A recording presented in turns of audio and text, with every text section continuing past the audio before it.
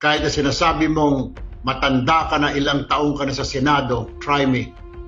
Magpahiring ka ng Blue Ribbon ulit. Magpahiring ka.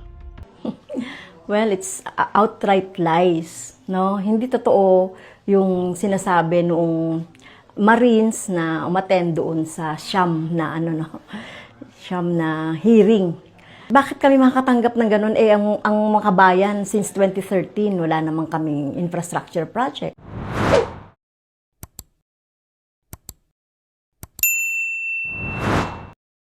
What's up guys? Good morning ulit sa ating mga kababayan, lalo na sa ating mga solid subscribers sa Lakas ng Puso TV. At ito na naman yung ating reaksyon doon sa sinabi ni Erwin Tulfo, mga idol. Ito ay matinding labanan sa Senado at grabe na ang pagbabanta ng mga senador na ito. Ito mga idol, mayroon po akong napanood sa sinasabi ni Erwin Tulfo na si Alan P. Cayetano ay pag ulitin nila ang sit ng Blue Ribbon Committee, ito ay kanyang ipapakulong. Aray ko! Kung hindi man siya huli ng mga osaa, siya mismo ang magpapakulong. Gunggong! Barinig kita sa mukha eh! At magkalagkad doon sa labas ng Senado at paalisin sa institusyon. Yun po ang matinding banta ni Erwin Tulfo. Wow naman! Wow! Wow! May video tayo na mapanood dito sa ating vlog ngayon. Kaya mga idol, huwag kayong kukurap kasi papakita ko po sa inyo ang mga sinasabi ni Erwin Tulfo. Napaka-guilty ni Erwin Tulfo ngayon dahil napangalanan siya sa mga 18 Marines. Para sa akin mga idol, sa reaction ko, hindi siya dapat ang magiging komite sa Blue Ribbon dahil siya ay isa sa mga pinangalanan ng mga ex-Marines. Kaya dapat ibigay niya sa ibang mga tao sa komite, magiging komite sa Blue Ribbon dahil bias ito kung siya ay magiging head committee ng Blue Ribbon. Kaya dapat ibigay ito sa ibang mga kasamahan niya para hindi ito bias sa tingin ng taong bayan at nagbanta pa siya sa mga 18 Marines. Pag hindi daw nagsasabi ng totoo ang 18 Marines, ito ay contempt niya sa Senado. Kaya kayo mga 18 Marines, huwag kayong matatakot. Harapin nyo at patunayan nyo ang mga bintang ninyo kay Erwin Tulfo sa kanyang Blue Ribbon Committee dahil dito natin malalaman kung sino ang paniniwalaan namin sa mga pahayag na kung sino na nagsasabi ng totoo. Kaya ano pa inaantay natin? Abangan natin ang Blue Ribbon Committee ni Erwin Tulfo. Dapat hindi bias, dapat mahinahon si Erwin Tulfo sa araw ng hearing, dapat hindi nagagalit. Kaya si Erwin Tulfo, anong pasabi sa mga 18 Marines? Marami ka pang kaso na dapat kakasuhan, diba? O, hindi lang pera ang dinideliver sa'yo, pati mga babae. Kaya nakakahiya naman, ikaw ay isa sa inudulo ng taong bayan.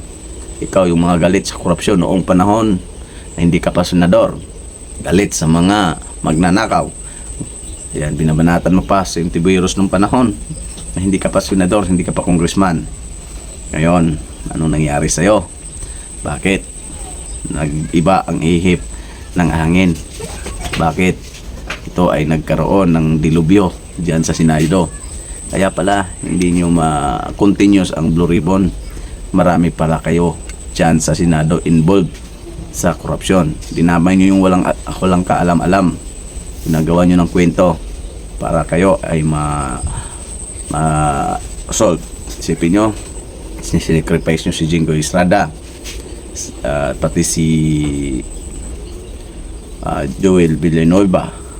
Gumagawa kayo ng istorya para idikit ang mga issue na kayo naman po ang gumagawa. Sana ito ay malaman namin ang katotohanan. Kahit na sinasabi mong Dahil matanda ka na, dito ilang taong ka na sa ay Senado, balik ang tiwala try me. namin sa iyo kung Magpahiring ka ng kung Blue hindi mo Ribbon ba ulit. mapatunayan Magpahiring ka. na hindi ka I don't tumanggap care ng kung malita-malita. dati kang Senate President, Ito ba dati kang ay Speaker isang of the House, I magpapatunay don't give up. na hindi bias ang inyong komite? Talagang papahuli Bumaba ka dyan Kung sa hindi inyong papahuli ko, kaya bilang isang leader ng komite ng Blue Ribbon Committee. Kukulyuhan kita, palalayasin kita dyan sa floor Kaya mga na yan. idol, Because I huwag am kayong the i-accept, legitimate panoorin Blue nyo Ribbon ang chair. video ito na sinasabi ni Erwin Tulfo. Right?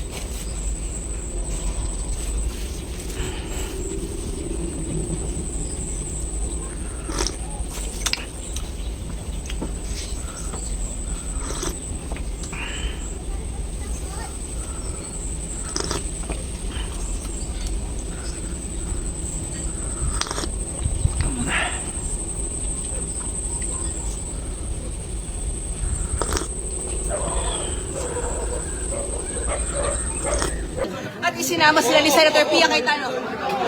Op. Ay, oh my God! Senator, at dito siya, Secretary John Vic Remulla, at pinipigil sila Senator Robin Padilla. Oh my God! Takbuhan sila Senator Pia Cayetano. Well, it's outright lies, no? Hindi totoo yung sinasabi noong Marines na umattend doon sa Siyam na hearing. Bakit kami makakatanggap ng ganun? Ang mga bayan since 2013, wala namang kaming infrastructure project. Wala kaming mga kickback, kahit tignan pa nila yon sa mga records officially ng DBM at sa Congress. As a whole, no, parang politically motivated itong ginawang hearing na ito, targeting yung mga aktibo sa pagsasampa ng impeachment complaint. Binago yung listahan, no, ng unang listahan ng mga binanggit dun sa first affidavit sa ngayon, di ba? So anong motivation nun? At nakita natin dun sa pangalawang listahan, lahat yun ay aktibo for impeachment ni Sara Duterte. Kaya tingin natin politically motivated ito, at yung ginagawang ganito ng grupo ni Alan Peter Cayetano ay pagde-delay ng impeachment trial, no? Napakagulo, magkakaroon ng magkakaibang mga rules if sino ba ang magpipreside sa impeachment. Kaya kung magpapatuloy ito ay talagang talong-talo yung taong bayan sa mga nangyayaring ito.